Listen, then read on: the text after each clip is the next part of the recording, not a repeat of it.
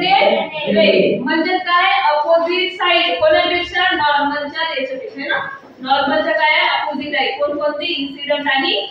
reflected तीन law समजले का रिफ्लेक्शन ऑफ लाइट चे आपण आता नेक्स्ट बघणार आहोत ओके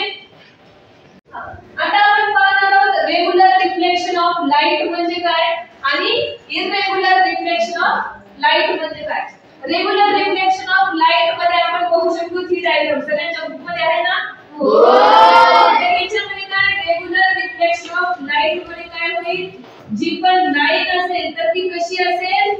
प्लेन आणि स्मूथ असेल म्हणून याला काय म्हणलेलं आहे स्मूथ सरफेस स्मूथ सरफेस वर काय झालेलं आहे इन्सिडेंट रे पास झालेला आहे रिफ्लेक्शन झालेला आहे हे काय असेल नॉर्मल लाईन हे इन्सिडेंट रे आणि हे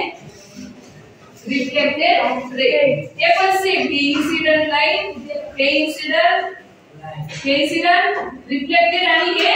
नॉर्मल बघा लाईन कशी पास होते रिफ्लेक्शन बरोबर होते ना कशामुळे तर लाईन कशी आहे ही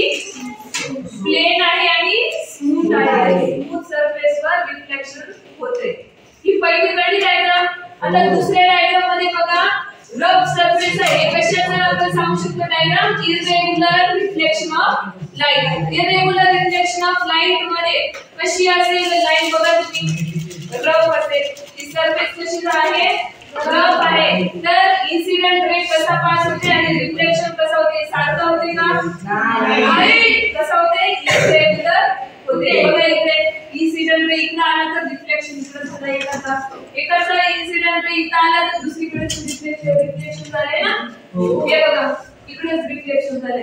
एका प्लेन मध्ये आहे का कसं आहे ते इररेग्युलर आहे म्हणून आपण काय म्हणू शकतो इररेग्युलर रिफ्लेक्शन ऑफ लाइट हे दोन डायग्राम कळले का reflection of light from smooth आणि रफ सरफेस चे नेक्स्ट बुक आणखी ओके